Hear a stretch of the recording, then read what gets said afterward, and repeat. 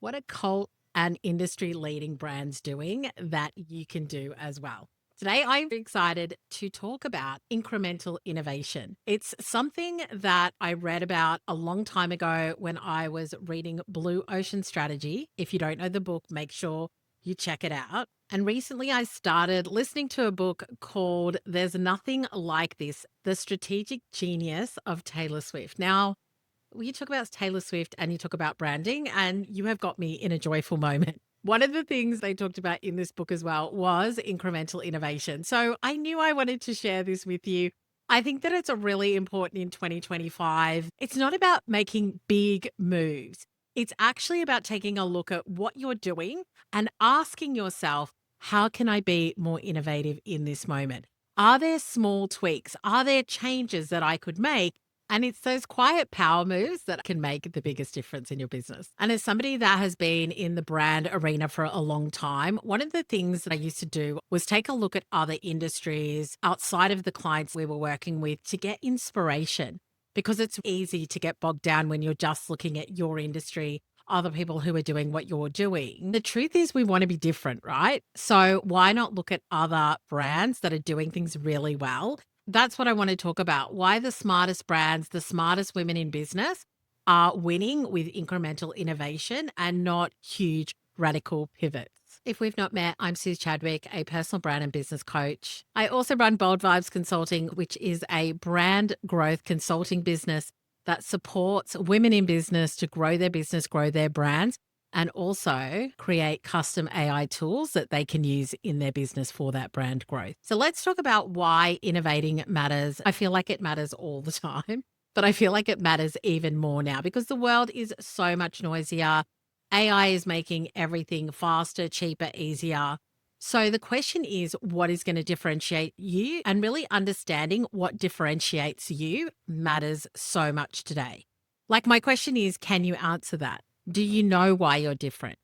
Is it your story that makes you different? Is it your experience that makes you different? What exactly is your differentiator in a crowded market? And the truth is, as I'm sure you already know, that your edge is going to come from how you think, how you adapt to the market right now, and also how you evolve your brand in your space. The reason that we want to be innovating, as I mentioned, the book Blue Ocean Strategy talks about, instead of fighting for space in a saturated market, which is red oceans, it's about trying to innovate so that you can create new markets, new opportunities, which is a blue ocean. And you don't have to disrupt the whole world. This doesn't, as we said, need to be massive, but it is about really looking at what are people not doing in your space that you think they should be doing? Where are the opportunities? Where are the gaps? And how can you get there quickly or first? I love in Blue Ocean Strategy where it talks about value innovation is actually about making the competition irrelevant. They use a really great example of Cirque du Soleil.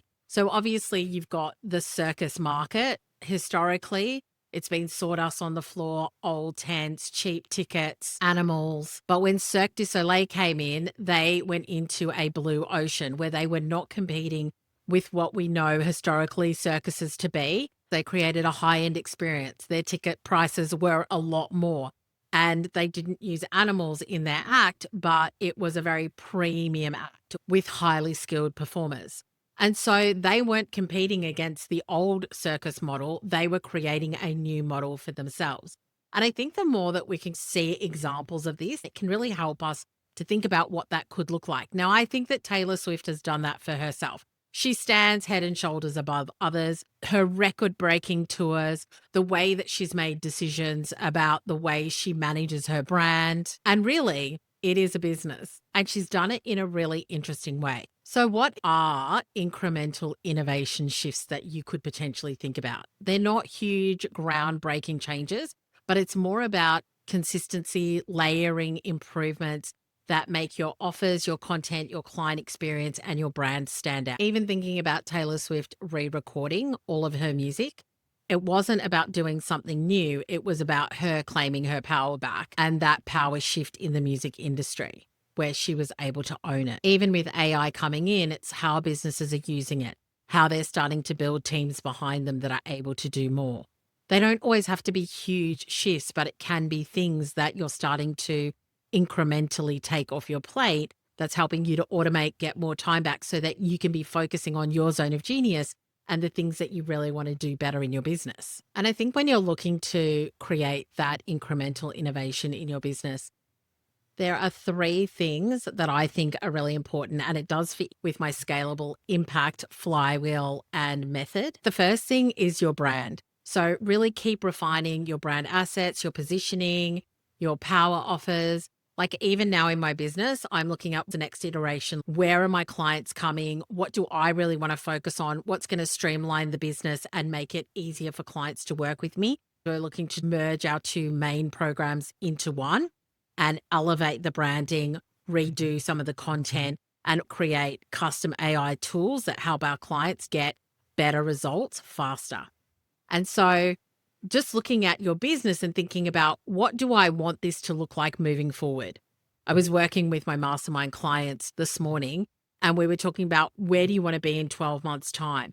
What kind of business do you want to have? What community do you want to build? What culture do you want to create? Who do you want to be as a leader in your business? And really taking a look at where you are now and where you want to be and what your strategy is to be able to get there is something we should be doing every single year. Really looking at what we're trying to achieve. And so by doing that, you are looking at how you're refining your brand. Does my brand still align with where I'm going? Do we need to elevate it? Do we need to evolve our brand authority in order to continue to grow in the market, become more visible, become more respected, become more known? When you're looking at how you build demand for what it is that you do, I think that it's so important for this to be innovative because it's so easy to look at what everybody else is doing and just do what they do. But the question is, does that work for you? Have you tested different ways of building demand in your business, attracting the clients that you want, using things like AI, becoming a really great content creator, and building a repeatable sales system can help you build a consistent brand. One of the things I was saying to a client is that whether you like it or not in 2025 and beyond, you do have to become a great content creator, because it's part and parcel of how you grow your business, your brand, become known, build demand, and attract clients. And so really finding your joy with your content creation and testing and trying different things. It doesn't have to be massive. It can be testing and tweaking and finding what you love, what works for you, so that you can use that to grow your business and brand. And the third element is around delivery. So improving your delivery to create really rave-worthy client experiences. And each time you look at that, like whether it's building your brand, building demand, which is sales, building delivery for client results, I just think these are the three most important things, which is why that's what I work with clients on, is that every time you go through this, you want to have that incremental innovation. How are we doing this better? How are we making this better? And the formula is really around visibility, systems, and client results. That's how you get the scalable impact. And obviously, you don't have to do things overnight, but you do need to keep building that momentum. Organizations that look at what's working and what's not working, how can we be better? What else could we do?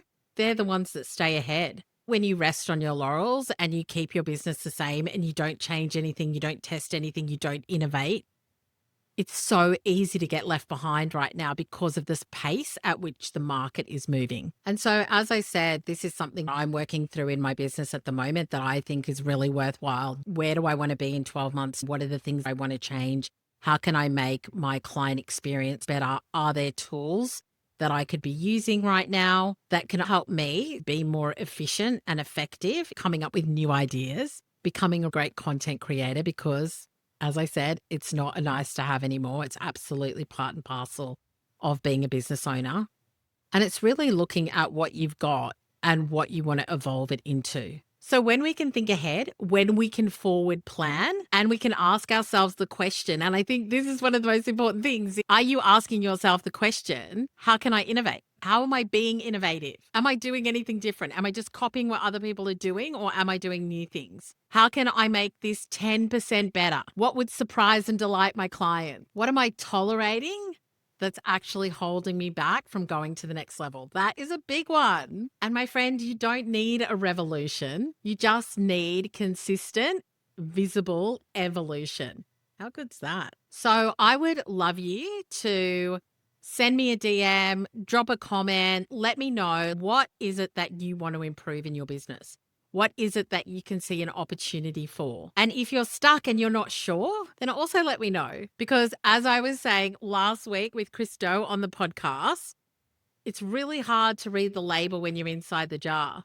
Even one of my clients gave me a great idea today. When you're in your own business, it's important to be intentional about the way you improve things. Otherwise, you'll stay in your safe zone without creating the impact that I so know that you really want to make. If you enjoyed this episode, make sure that you subscribe and share it. If you've got any questions, let me know. Let's start incrementally innovating in our business so we can build the brands, the revenue, and work with incredible clients that we really want to.